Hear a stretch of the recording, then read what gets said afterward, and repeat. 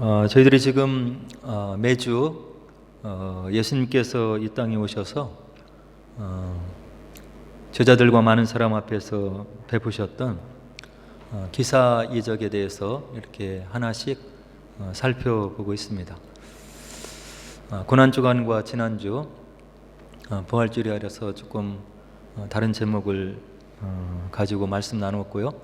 이제 오늘 여섯 번째 예수님의 기사이적 사건에 대해서 한번 살펴보면서 우리에게 주시는 뜻을 좀 이렇게 살펴보도록 하겠습니다. 오늘의 이야기는 예수님이 이제 잡히시는 그런 순간에 대한 기록을 남기고 있거든요.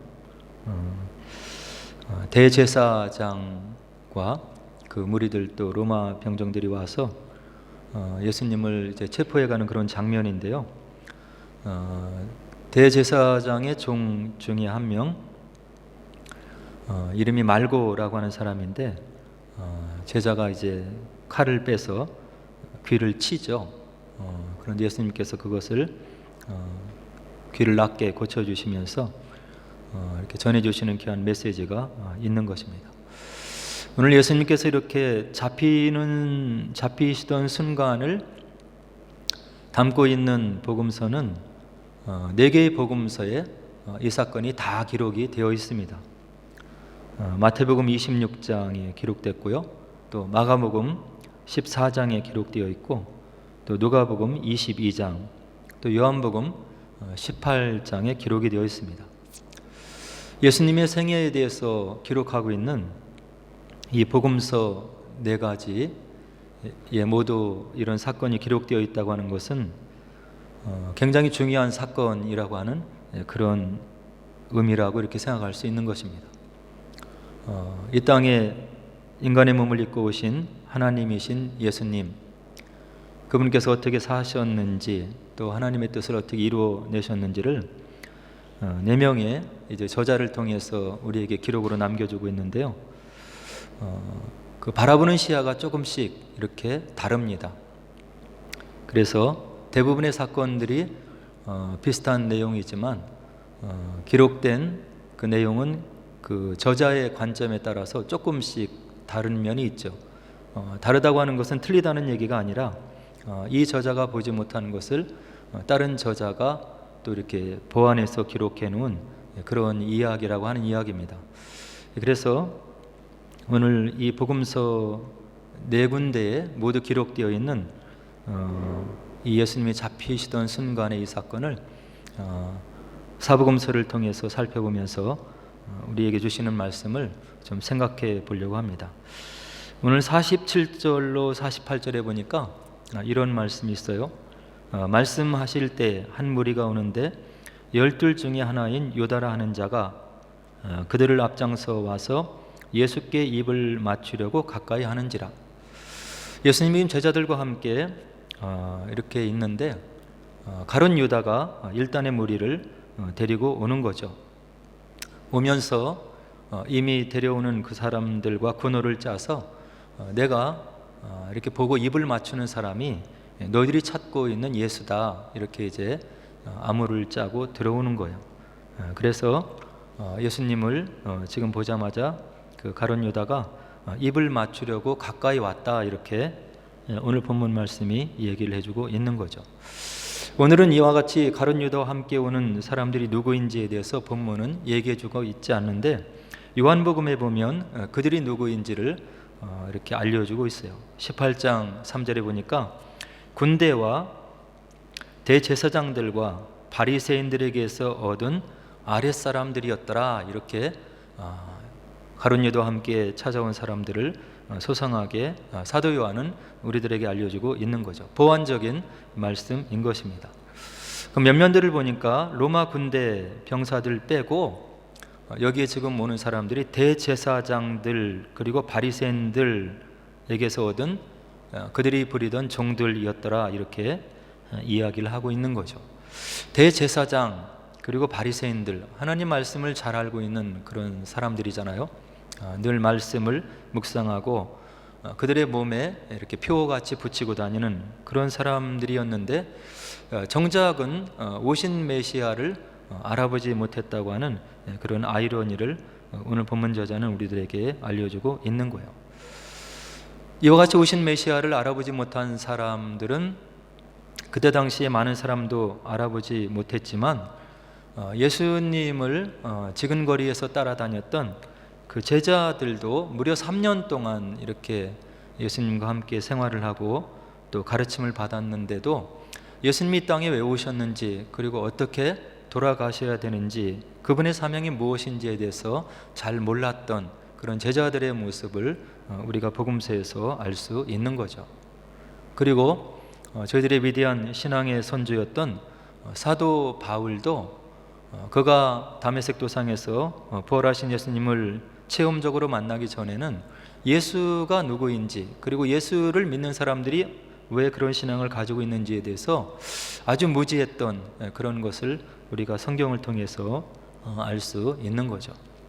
하나님의 말씀, 종이에 기록되어 있는 말씀, 이것을 지식적으로만 알고 있는다고 해서 그것이 하나님의 뜻을 온전히 깨달아 알게 하는 그런 자료들이 될 수 없음을 이런 사례들을 통해서 알 수 있는 거예요. 예수님께서 말씀하신 대로 그 기록된 말씀들이 무슨 의미가 있는지, 그리고 이 땅을 살아가는 우리에게 어떤 관련이 있는지, 그리고 예수님과 어떤 관련이 있는지를 성령께서 조명해 주시고 그것이 우리 마음속에 깨달아진 말씀이 우리 마음속에 내려앉아야 예수님에 대해서 알 수 있음을 이런 사건들을 통해서 우리가 분명하게 알 수 있는 거죠.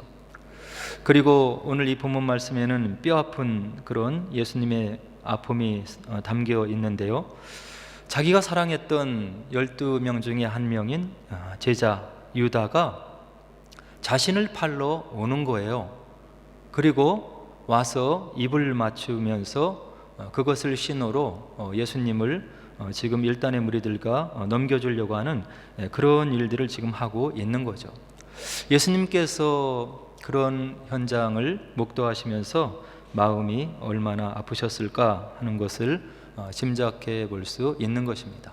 믿었던 제자, 그리고 누구보다 청명해서 제자들 가운데 있었던 재정을 맡기고 또 물질을 관리할 수 있도록 신임을 주었던 제자, 그에게 지금 예수님께서 배신이라고 하는 쓰라린 아픔을 당하고 있는 것입니다. 우리들도 인간의 몸을 입고 있기 때문에 살아가면서 이런 아픔들을 겪을 수 있는 거죠. 뼈아픈 그런 슬픔이고, 또 주님께서 우리의 아픔들을 이런 것들을 친히 경험하셨기 때문에 우리를 위해서 기도하시고 또 우리를 또 바라보시면서 중보하시는 그런 예수님의 마음을 우리가 생각해 볼 수 있는 거죠. 그래서 이와 같이 다가오는 유다를 향해서 예수님께서 이야기를 하셔요. 분명히 알아듣게 48절에 뭐라고 얘기하시냐면, 그렇게 입을 맞추려고 오는 유다에게 예수께서 이르시되 유다야 내가 입맞춤으로 인자를 파느냐. 이와 같이 다가오는 유다가 자기가 지금 무엇을 하는지를 예수님께서 분명히 아시고 그렇게 알아듣도록 얘기를 했을 때 유다가 깨달았어야 된다는 그런 아쉬움이 이 본문 속에 남아 있는 거죠. 유다가 지금 왜 오는지, 왜 이와 같은 무리들과 함께 오는지, 그리고 입맞춤으로 인해서 나를 어떻게 할 것인지를 유다의 마음과 계획을 꿰뚫어 보고 있는 예수님께서 유다가 알아듣도록 분명하게 이야기를 48절에서 해주고 있는 거죠. 내가 입맞춤으로 나를 팔려고 지금 오느냐? 단순한 입맞춤의 인사로도 받아들일 수 있는데 예수님께서는 그 목적을 꿰뚫어 보시고 유다가 깨달을 수 있도록 분명하게 말씀을 해주시고 있는 거죠. 성경에 보면 잘못한 사람들에게 하나님께서 여러 번의 회개의 기회를 주시는 것을 우리가 볼 수 있는 거예요. 이 가룟 유다도 마찬가지예요. 마가복음 14장 20절로 21절에 보니까 예수님께서 그 제자를 불쌍히 여기시고 다음과 같이 회개의 기회를 주시는 예수님의 음성을 들을 수가 있는데요, 뭐라고 하시냐면 그들에게 이르시되 12 중에 하나 곧 나와 함께 그릇에 손을 넣는 자니라. 인자는 자기에 대하여 기록된 대로 가거니와 인자를 파는 그 사람에게는 화가 있으리로다.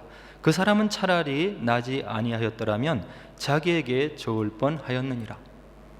유다의 마음속에 무슨 생각을 가지고 있는지를 아시는 그 예수님께서, 스승 예수께서 유다를 바라보면서 주변의 사람들에게 유다가 지금 무엇을 하려고 하는지 그 마음을 꿰뚫어 보시고 회개할 기회를 주기 위해서 이와 같은 분명한 말씀을 언지를 주는데도 유다가 회개할 기회를 잡지 못하고 계속해서 죄 가운데 빠져가는 유다의 불쌍한 모습을 우리가 알 수 있는 거예요. 이 땅을 살아가는 우리 모두들 다 실수할 수 있는 거죠. 하나님의 뜻 가운데 온전히 살지 못하고 또 잘못된 결정을 하고 잘못된 판단을 해서 우리가 잘못했을 때 우리가 하나님께서 주시는 기회를 잘 받아들이고 우리가 하나님 앞에 우리의 죄를 고백하고 다시금 세움을 받는 것이 지혜로운 것이라고 하는 것을 하나님의 말씀 성경은 우리들에게 번번이 알려주고 있는 거예요. 다윗도 실수를 했고 초대왕 사울도 많은 실수를 한 거죠. 그들을 모두 하나님께서 불쌍히 여기셔서 기회를 주었을 때 다윗은 밧세바를 범하는 엄청난 죄를 범했음에도 불구하고 살인죄를 저지르고, 그러나 하나님께로부터 나단 선지자를 통해 지적받았을 때 침상을 띄우면서 자신의 죄를 회개하고 하나님의 긍휼을 구하는 그런 다윗과는 달리 변명하고, 그리고 그것이 그렇지 않았을 것이라고 만우리 여기는 말을 했던 사울과 대변되는 그런 모습을 우리가 열왕기에서 분명히 볼 수 있는 거예요. 누구나 실수할 수 있고 잘못할 수 있고 그리고 잘못된 판단을 할 수 있는데, 바로 그런 상황에서 하나님께서 말씀과 여건을 통해서 우리가 하나님 앞에 다시금 마음을 세울 수 있는 기회를 주었을 때 그것을 잡고 하나님 앞에 눈물로 기도하고 하나님 앞에 마음으로 나가는 그 사람이 다시금 세움을 받을 수 있음을 오늘 본문 말씀이 우리들에게 분명하게 알려주고 있는 거예요.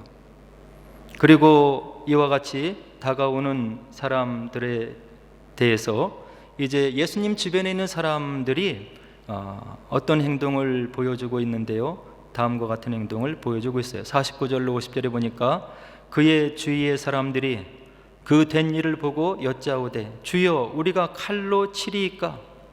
그 중에 한 사람이 대제사장의 종을 쳐 그 오른쪽 귀를 떨어뜨린지라. 몽치로 검으로 다가오는 그런 사람들과 똑같은 모습으로 폭력으로 대체하고 위기를 넘어서려고 하는 예수님의 제자들의 모습을 보여주고 있는 거예요. 하나님의 뜻을 헤아려 알지 못하고 예수님께서 지금 무엇을 하기를 원하시는지를 헤아려 알지 못하고 자신들의 생각으로, 자신들이 생각되는 방법으로 하나님의 계획을 막아서려고 하는 어리석은 제자들의 모습을 오늘 49절로 50절이 우리들에게 보여주고 있는 거죠. 오늘 본문은 여기서 칼을 휘두른 사람이 누구인지, 제사장의 종의 이름이 무엇인지를 분명히 알려주고 있지 않는데요, 요한복음에 보니까 그들의 이름을 분명하게 기록해 놓고 있는 거예요. 요한복음 18장 10절에 보니까 다음과 같은 말씀이 기록되어 있습니다. 뭐라고 합니까? 이에 시몬 베드로가 칼을 가졌는데 그것을 빼어 대제사장의 종을 쳐서 오른편 귀를 베어버리니 그 종의 이름은 말고라. 예수님의 제자 중에 한 사람 베드로가, 성질이 급하고 불같았던 베드로가 당장 생각내는 것이 그의 옆에 있던 칼을 생각하고 그 칼을 빼어서 대제사장의 종, 다가오는 종의 귀를 바로 칼로 휘둘러서 그의 귀를 떨어뜨렸더라. 그의 이름이 말고였더라고 사도 요한은 그의 복음서에서 우리들에게 알려주고 있는 거예요. 이와 같이 네 가지의 복음서는 서로 보완적으로, 그리고 예수님에 대한 생애에 대한 그런 내용들을 우리들에게 네 각도 사방에서 예수님에 대해서 조명해 주고 있음을 오늘 본문을 통해서 알 수 있는 거죠. 이와 같이 성질이 급하게 반응하는 베드로의 모습을 예수님께서 바라보시면서 뭐라고 그 행동을 이렇게 다스리고 타일르시냐면 51절에 보니까 예수께서 일러 이르시되 이것까지 참으라. 이것까지 참으라. 그리고 그 귀를 만져 낫게 하시더라. 이것이 인간과 예수님, 인간과 하나님의 차이점인 거예요. 인간이 가진 사랑은 제한적이에요. 우리가 사랑하려고 아무리 노력해도 마음이 아픔이 있으면 사랑하는 마음이 사그러드는 것이 인간이 가지고 있는 부족한 사랑의 양이라고 하는 이야기예요. 그러나 저와 여러분들이 함께 경배하고 믿음의 주로 고백하고 우리의 아버지라고 고백하는 그 하나님은 어떤 분이시냐면, 사도 요한은 요한일서 4장 8절에서 하나님의 성품에 대해서 정의를 해주고 계신데 뭐라고 정의를 내리냐면, 하나님은 사랑이심이라. 하나님이 누구이시냐? 하나님이 사랑이시라고 하는 거예요. 하나님이 사랑의 일부분이 아니고 하나님이 사랑 그 자체임을 사도 요한은 하나님의 은혜 가운데 이렇게 기록으로 남겨놓고 있는 거예요. 하나님은 사랑 그 자체이기 때문에 이 땅에 있는 모든 사람들이 하나님을 부인하고 하나님을 향해서 일어나고 그리고 하나님의 뜻을 그렇게 마구 짓밟고 이렇게 해도 끝까지 참으시면서 우리 인간을 세워나가시려고 노력하시고 계획 세우신 모든 것들, 그리고 우리를 끝내 바로 세우시고 복주기를 원하시는 하나님의 뜻을 끝까지 인내함으로 감당해낼 수 있는 하나님의 성품 자체가 사랑이시라고 사도 요한이 우리들에게 고백적으로 이야기를 해주고 있는 거예요. 저희들은 예수님의 제자이기 때문에 예수님을 닮아 가야 되는 거예요. 예수님이 사랑이신 거죠. 사랑 그 자체이신 예수님, 자기를 지금 잡아가려고 다가오는 모든 무리들, 그리고 그런 말고의 귀를 다시금 낫게 해주시면서 그를 고쳐주시면서 불쌍히 여기시는 이 사랑 자체이신 예수님을 닮기 위해서 우리가 노력을 해야 되는 거예요. 그런데 우리의 실상을 보면 우리의 사랑이 얼마나 제한적이고 부족하고 그리고 보잘것이 없는 것인지를 우리가 경험적으로 체험적으로 알 수 있는 거예요. 어떻게 할 수 있습니까? 하나님의 영이신 성령께서 우리 마음 가운데 들어오셔야 우리의 연약함을 십자가 앞에 내놓고 내가 환경과 여건을 그리고 주변의 사람들을 사랑할 수 없음을, 나의 본성을 가지고는 품을 수 없음을 바로 하나님 앞에 무릎을 조아리고 고백할 때 성령께서 우리 마음속에 들어오셔야 바로 우리의 마음이 넓어질 수 있는 것이고 주님의 사랑의 궁극적인 공급이 우리 마음속에 들어와서 우리가 사랑을 실행할 수 있음을 오늘 본문은 우리들에게 알려주시고 있는 거예요.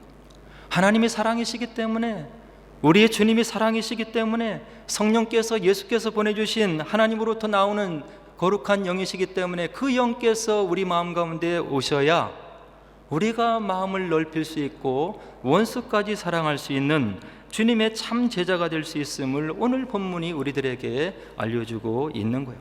이것이 바로 우리가 왜 기도를 해야 되는지에 대한 이유가 되는 거예요. 주님의 몸을 우리가 바로 세울 수 없기 때문에 우리의 성정을 넘어서 우리 인격을 넘어서 주님의 마음을 품고 우리가 주의 몸을 세워나가기를 원하는 그런 간절한 우리의 마음을 기도로 아뢰드리고 성령을 초청해서 우리 마음속을 주관하시도록 이렇게 자리를 내어드릴 때 사랑이신 주님을 우리가 닮아갈 수 있고 그 사랑을 우리의 삶 속에서 펼쳐낼 수 있음을 오늘 본문은 우리들에게 분명하게 알려주고 있는 거예요.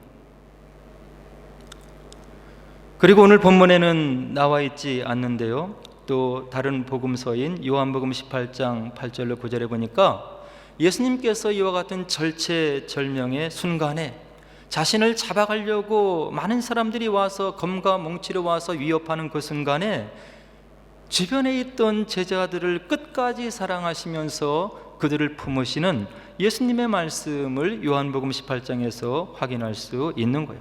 뭐라고 하시냐면, 예수께서 대답하시되 너희에게 내가 그니라 하였으니 나를 찾거든 이 사람들이 가는 것을 용납하라 하시니, 제자들을 끝까지 사랑하시는 예수님의 마음을 볼 수 있는 거예요. 이는 아버지께서 내게 주신 자 중에서 하나도 잃지 아니하였사옵나이다 하신 말씀을 응하게 하려 함이라. 제자 중에 하나가 지금 자신을 팔기 위해서 온 거잖아요, 상황이. 그리고 지금 이 제자들이 앞으로 자신을 어떻게 배반하고 자신의 목숨을 위해서 예수 자신을 버리고 도망할지를 알고 계시는 예수님임에도 불구하고 그 제자들을 사랑하시되 끝까지 사랑하시는 사랑 자체이신 우리 예수님의 모습을 요한복음 18장에서 우리가 알 수 있는 거예요. 나를 찾거든, 나를 잡아가기를 원하거든 이 사람들이 가는 것을 용납하라. 내 제자들이 이 어려움에서 벗어나는 것을 너희들이 용납하라. 이들을 풀어줘라 하는 주님의 사랑의 음성을 우리가 요한복음 18장에서 알 수 있는 거예요. 하나님을 향해서 죄를 짓고 거역의 탑을 쌓아 올라가고 하나님의 말씀, 율법의 말씀을 마구 짓밟는 하나님의 백성들을 끝까지 사랑하시고 그들을 변화시키시고 끝내는 복주기를 원하시고 하나님의 거룩한 백성으로 세우기를 원하시는 언약의 하나님의 신실하신 그런 모습을 요한복음 18장은 우리들에게 분명하게 알려주고 있는 거예요. 저와 여러분들이 예배를 드리고 기도하고 그의 말씀을 묵상하는 우리의 주님이 이런 언약의 신실하신 하나님이시기 때문에 우리의 신앙이 거짓이 아니라고 하는 이야기예요. 우리는 늘 부족하고 연약하고 사랑이 제한적이라 한 믿음의 공동체를 이루어나가기에 너무나 부족한 인격을 가졌지만 우리를 사랑하시되 끝까지 사랑하시고 기회를 주시고 회복의 은혜를 주시고 다시금 은혜를 더하시는 그 주님이 저와 여러분들의 주님이시기 때문에 우리가 이 주님 앞에 믿음의 닷을 내려놓을 수 있다고 한다는 이야기예요. 저와 여러분들은 한없이 연약하고 부족하고 사랑이 제한적이지만 그리고 모든 상황을 놓고 불안에 떨고 염려하고 미리 염려 걱정을 땡기고 그렇게 믿음 없는 삶을 살지만 우리의 믿음이 우리 가운데 있는 것이 아니고 우리를 끝까지 사랑하시고 보호하시고 동행하시고 인도하시기를 원하시는 이 주님께 우리의 믿음이 있기 때문에 우리가 이 땅에서 담대하게 살 수 있음을 사도 요한은 그의 복음서에서 우리들에게 알려주고 있는 거예요. 그리고 마태복음 26장 52절에 보니까 예수님께서 이 상황에서 뭐라고 칼을 휘두르는 베드로에게 교훈의 말씀을 주시냐면 이에 예수께서 이르시되 내 칼을 도로 칼집에 꽂으라. 칼을 가지는 자는 다 칼로 망하느니라. 인간의 관계가 인간의 말로 인간의 방법으로 해결될 수 없음을 오늘 본문의 말씀 마태복음 26장은 분명하게 알려주고 있는 거예요. 칼을 휘두르는 자 칼로 망할 것이다. 인간의 지혜로 생각으로 방법으로 관계가 회복이 되지 않고 그리고 거기에 해결책이 없음을 예수님께서는 얘기를 해주시고 있는 거예요. 하나님의 살아계심을 믿고 그분께서 우리의 문제를 풀어주시고 우리의 억울함을 풀어주실 그 주님을 믿고 우리가 모든 관계를 해결해 나갈 것을 우리 주님께서 교훈의 말씀으로 주시고 있는 거예요. 사도 바울은 로마서 5장 20절로 21절에서 우리에게 뭐라고 교훈해 주냐면 하나님의 백성된 우리들, 예수님의 제자된 우리들에게 뭐라고 교훈을 해주냐면 내 원수가 줄이거든 먹이고 목마르거든 마시게 하라. 그리함으로 내가 숯불을 그 머리에 쌓아 놓으리라. 악에게 지지 말고 선으로 악을 이기라. 사도 바울이 저와 여러분들을 위해서 주신 귀한 말씀인데 우리가 경험적으로 생각하면 이 말씀을 수용하기가 얼마나 어려운지를 우리가 경험적으로 알 수 있는 거예요. 악에게 지지 말고 선으로 악을 이기라. 사도 베드로는 베드로전서 2장 19절로 20절에서 우리에게 또 뭐라고 교훈해 주시냐면 부당하게 고난을 받아도 부당하게 억울하게 고난을 받는 일이 있느냐? 하나님을 생각함으로 슬픔을 참으면 이는 아름다우나 하나님이 계시지 않느냐? 너의 마음을 신원해 주시고 그리고 너의 억울함을 풀어주실 하나님을 생각하고 지금 당하는 어려움을 슬픔을 참으면 그것은 아름답지만 죄가 있어 매를 맞고 참으면 무슨 칭찬이 있으리요? 그러나 선을 행함으로 고난을 받고 참으면 이는 하나님 앞에 아름다운 것이니라. 사도 베드로가 우리가 이 땅에 살아가는 삶의 법칙을 얘기해 주시고 있는 거예요. 살다 보면 억울한 일이 있지 않느냐, 마음 상하는 일이 있지 않느냐, 관계를 통해서 들어오는 그런 마음 아픈 일이 있지 않느냐. 하나님을 생각하고 너의 슬픔을 참는 자가 되어라. 그러면 너희 삶이 아름다운 것이다. 왜 그렇습니까? 하나님이 살아 계시기 때문에 너의 마음을 아시고 너의 상황을 헤아려 주시고 그리고 너에게 기쁨을 주시고 축복을 주실 그 하나님께서 궁극적으로 관계의 문제를 설정해 주시고 해결해 주시고 궁극의 축복을 주실 그 하나님을 생각하고 참으면 그것이 아름다운 것이라고 사도 베드로가 우리들에게 이야기를 해주고 있는 거예요.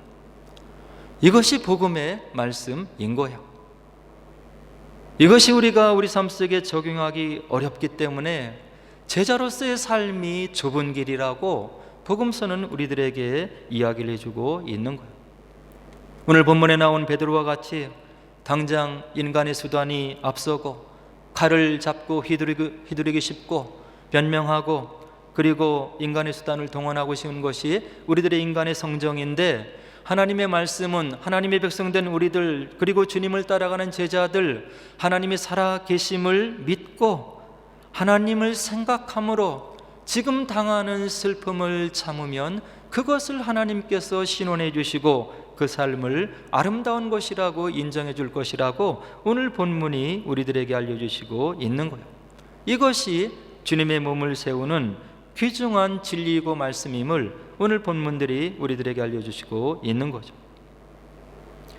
그리고 사도 베드로는 베드로전서 2장 21절에서 또 우리에게 뭐라고 권면해 주시냐면, 이를 위하여 너희가 부르심을 받았으니 그리스도도 너희를 위하여 고난을 받으사 너희에게 본을 끼쳐 그 자취를 따라오게 하려 하셨느니라.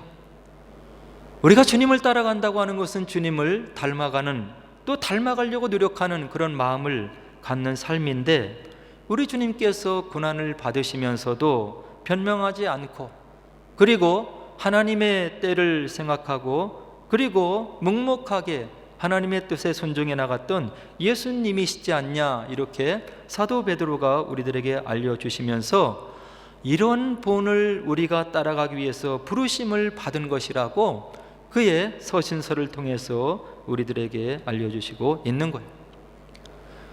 그리고 칼을 휘두르는 베드로에게 예수님께서 이와 같이 말씀을 해주시는데요, 마태복음 26장에서 뭐라고 얘기를 해주시냐면, 너는 내가 내 아버지께 구하여 지금 12군단 더 되는 천사를 보내시게 할 수 없는 줄로 아느냐?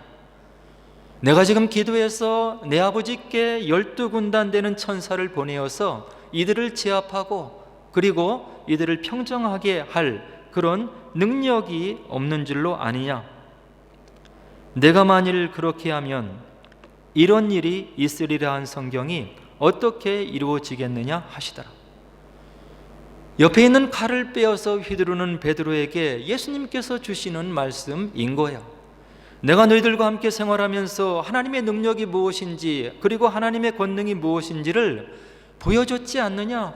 소경을 눈을 뜨게 하고 안질뱅이를 일으켜주고 보리떡 2개와 보리떡 5개와 물고기 2마리로 5,000명을 먹이고 무리를 걸어오고 풍랑을 잔잔케 하고, 내가 지금 이 순간을 모면하기 위해서 내 아버지께 기도해서 12군단 되는 천사를 동원할 수 없을 줄로 그렇게 생각하느냐?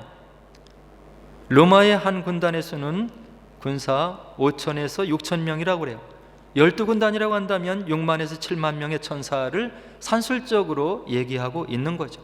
그러나 이와 같은 숫자적인 의미가 아니라 하나님께로부터 엄청난 능력을 내가 지금 하나님께 허락을 받아서 이 사건을 모면할 수 있는 그런 능력이 내게 없는 줄로 아느냐? 내가 너희들 앞에 보였던 기사이적 모든 것을 너희들이 보았지 않느냐? 내가 능히 그런 일을 할 수 있는 것을 너희들이 믿고 있지 않느냐? 그러나 내가 그렇게 해서 이 순간을 모면하면 내가 지고 가야 될 하나님의 뜻을 이루어드리는 그 사명을 어떻게 이루겠느냐, 이런 얘기를 우리 주님께서 마태복음 26장에서 이야기를 해주시고 있는 거예요. 하나님이신 성자 예수님, 엄청난 능력이 있으셨지만 하나님의 뜻, 성부 아버지의 뜻에 절대적으로 순종하시는 우리 주님의 순종의 모습을 마태복음 26장은 우리들에게 알려주고 있는 거예요. 성경을 보면 하나님의 말씀에 순종하는 그 순종의 가치가 얼마나 큰 것인지를 사무엘상 15장 22절로 23절은 다음과 같이 이야기를 해주고 있는데요. 사무엘이 이르되 여호와께서 번제와 다른 제사를 그의 목소리를 청종하는 것을 좋아하심같이 좋아하시겠나이까? 순종이 제사보다 낫고 듣는 것이 순양의 기름보다 나으니 이를 거역하는 것은 점치는 죄와 같고 완고한 것은 사신 우상에게 절하는 죄와 같음이라. 하나님의 말씀에 순종하는 것, 하나님의 뜻에 순종하는 것이 제사보다 낫다고 사무엘 선지자는 우리들에게 가르쳐주고 있는 거예요. 저와 여러분들은 하나님의 말씀에 얼마나 순종을 해나가고 있습니까? 저희들이 사랑하고 흠모하고 예배하고 경배하는 예수님이 하나님 아버지 성부 하나님의 뜻에 절대적으로 순종했던 것과 같이 우리가 하나님의 뜻을 깨달아 알았을 때 그 뜻에 우리가 절대적으로 순종하고 있는지를 우리가 이 말씀을 통해서 확인해 봐야 되는 거예요. 사도 요한은 요한복음 18장 11절에서 이와 같이 또 순종의 모습을 얘기해 주시고 있는데요. 예수께서 베드로더러 이르시되 칼을 칼집에 꽂으라. 아버지께서 주신 잔을 내가 마시지 아니하겠느냐. 성부 하나님의 뜻에 온전히 순종하시는 순종의 모습을 보이시는, 모범을 보이시는 예수님의 모습을 사도 요한은 그의 복음서에서 기록을 해놓고 있는 거죠. 하나님의 말씀에 순종하면, 하나님의 뜻 순종하면 손해보는 것 같고, 그리고 나에게 좋지 않는 것 같고 그런 생각이 들지만 하나님의 말씀 성경은 우리에게 거듭거듭 말씀해 주시기를 순종하는 것이 우리 인생에서 반전의 역사를 이루어내는 첨단의 길이 되는 것이고, 우리의 삶을 역전의 삶으로 인도해 주시고 또 우리가 궁극적인 승리의 삶을 살 수 있게 해주시는 신앙의 열쇠가 됨을 성경은 우리들에게 이야기를 해주고 있는 거예요.